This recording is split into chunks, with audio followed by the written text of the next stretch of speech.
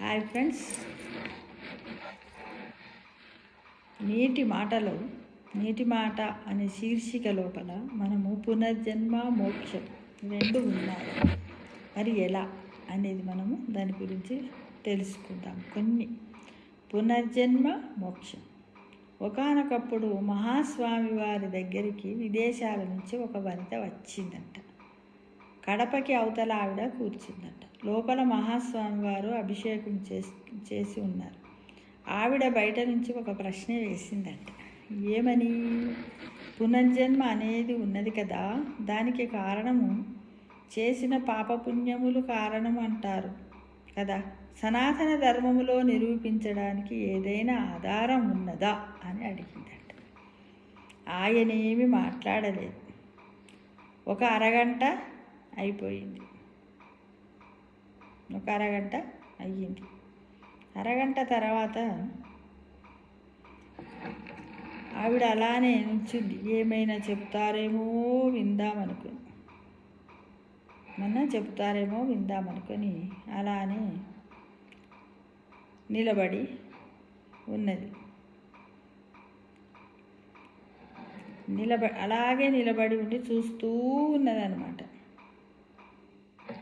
ఆయన పక్కన ఉన్న అంతేవాసిని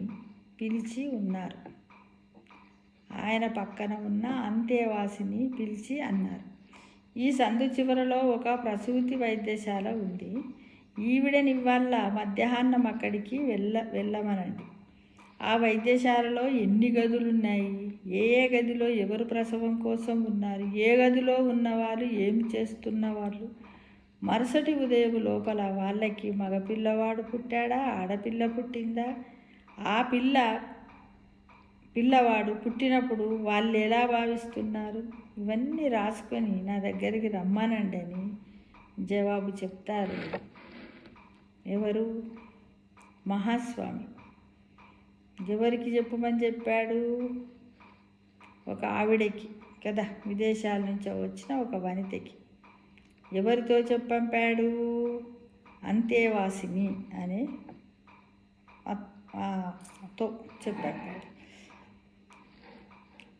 ఆవిడ మరునాడు వచ్చి ఏమీ అడగలేదు.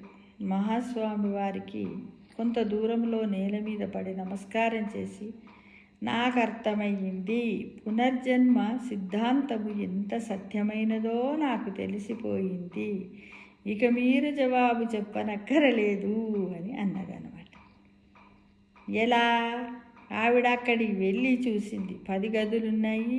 8 గదులు మామూలువి, 2 గదులు ఏసీ, మళ్ళీ 8 గదుల్లో 4 స్పెషల్ రూమ్స్, 4 మామూలువి. ఆవిడ మరునాటి ఉదయం వరకు పుట్టినటువంటి పిల్లలు వాళ్ళ తల్లిదండ్రుల స్థితి సేకరించి, ఒకరు జిల్లాకి అధికారి, ఏసీ రూములు. ఆయన భార్యకి మొట్టమొదటి సంతానం కొడుకు పుట్టాడు. కొన్ని వందల మంది వచ్చి జిల్లా అధికారికి చేతిలో పుష్పగుచ్చాలు పెట్టి పళ్ళు పెట్టి, అయ్యా మీకు కంగ్రాచులేషన్స్, అభినందనలండి, మీకు కొడుకు పుట్టాడు అంటున్నారు. ఇంకొకరికి సామాన్యమైన గదిలో ప్రసవం అయ్యింది. శస్త్రచికిత్స చేయవలసి వచ్చింది. 1000 రూపాయలు అనుకున్నది 10,000 అయ్యింది. భర్త చూడడానికి రాలేదు. ఎందుకంటే బిల్లు కట్టడానికి కావలసిన డబ్బులు అప్పు చేసుకోవడానికి తిరుగుతున్నాడట. ఆయనకి కొడుకే పుట్టాడు. ఇంకొక ఆవిడకి ప్రసవానికి వేలైపోయింది. ఆవిడ గది కూడా తీసుకోలేదు. వరండాలో బల్ల మీద పడుకోబెట్టి పురుడు పోశారు. 4 ఇళ్లలో పనిచేసుకునేటటువంటి వ్యక్తి అట ఆ అమ్మాయికి. పుట్టడానికి ముందే ఎక్కడ పుట్టడానికి అనువుగా ఉంటుందో, ఎంత భోగకరమైన ప్రదేశంలో పుట్టవచ్చో ముందే నిర్ణయమైపోయిందా? అంటే వాడు ఎంత భోగం అనుభవించాలి అని నిర్ణయించబడితే కదా వాడికి తెలియకపోయినా వాడికి పిల్లవాడిగా వచ్చాడు. గత జన్మలో చేసుకున్నది లేకుండా ఇలా ఎలా పుట్టారు? అక్కడే పుట్టేటట్టు చేసిన వాడు ఒకడున్నాడు. అలా చేసేటప్పుడు వాడి పుణ్యాన్ని దృష్టిలో పెట్టుకొని అక్కడ పుట్టించాడు. వాడి పాపాన్ని దృష్టిలో పెట్టుకొని ఇంకొక ఫలితాన్ని కూడా ఇస్తాడు. అందుకే ఆవిడ ఇక మాట్లాడలేదు. ఎవరు విదేశీ వనిత. నాకు అర్థమైపోయింది. ప్రసూతి కేంద్రానికి వెళితే పునర్జన్మ సిద్ధాంతం ఎంత గొప్పదో అని. కాబట్టి పునర్జన్మ సిద్ధాంతము ప్రాణము. మోక్షము కలగడానికి భక్తితో అంటే ధార్మికమైనటువంటి జీవనాన్ని గడప గడపగా అనువైన సమయం చూసి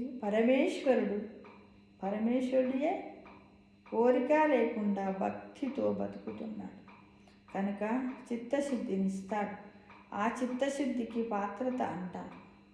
నా దగ్గర ఆవు పాలు గోరువెచ్చటివి ఉన్నాయి. పాలు తాగడానికి మీరు ఒక గిన్నె పట్టారు.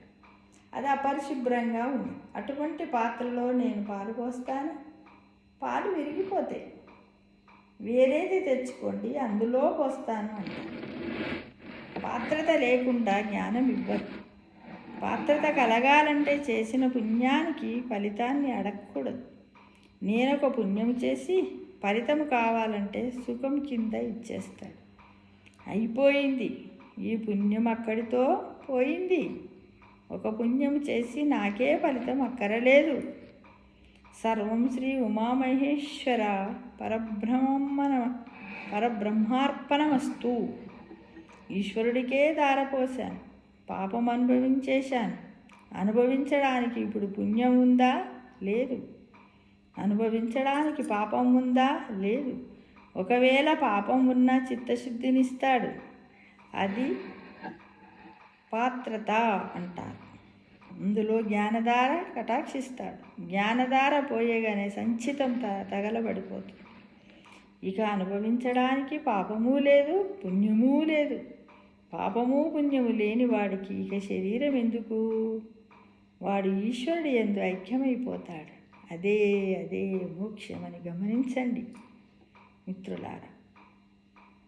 చూడండి, ఇలా మనము మన మనస్సును ఈ విధంగా విచక్షణతో, మన మనస్సాక్షితో, మన మనస్సుకు మనం ఆలోచించుకున్నట్టయితే ఏది మంచి, ఏది చెడు, ఏది పునర్జన్మ, ఏది మోక్షం అనేది మనలో మనమే తెలుసుకోవాలంటే కూడా మనకు ఆ ఈశ్వరుని యొక్క కటాక్షం కావాలి కదా.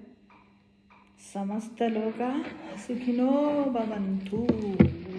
సమస్తలోక సుఖినో భవంతు. చూడండి ఫ్రెండ్స్, ఈ విధంగా మనం పునర్జన్మ మోక్షం పొందాలంటే ఎంత మహాస్వామి వారు ఎంత చక్కటి కథతో మనకు వివరించాడో చూడండి.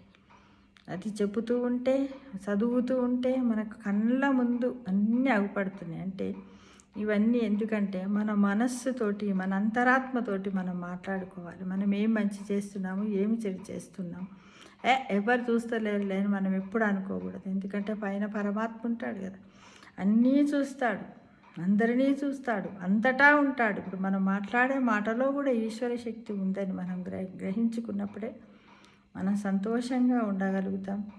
చేసిన కర్మానికి ఫలితాన్ని ఆశించినప్పుడే మనము స్వామివారి మోక్షము వారిలో లీనమైపోతామని మీరందరూ గమనించాలి. ఓకేనా? అందుకే నేను మిమ్మల్ని కోరుకుంటున్నా ఈ వీడియో ద్వారా. సర్వే జన సుఖినో భవంతు అంటూ నిత్యం నామజపం చెయ్యండి, భజనలు చెయ్యండి, నలుగురికి మంచి మాటలు చెప్పండి. ఎల్లవేళలా సర్వే జన సుఖినో భవంతు. మీరు ఏది తిన్నా తాగినా సర్వం కృష్ణార్పణం అంటూ అనుకుంటూ తినండి, తాగండి, మంచినే మాట్లాడండి, మంచినే వినండి, చెడును వినకండి, చెడును చూడకండి.